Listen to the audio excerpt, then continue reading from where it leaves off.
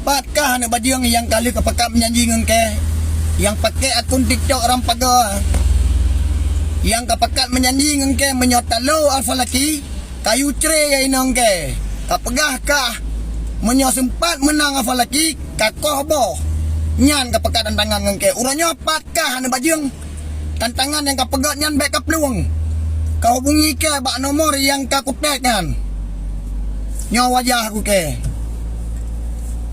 Ike sahabat ku terima tantangan yang kakak pegat lekahan.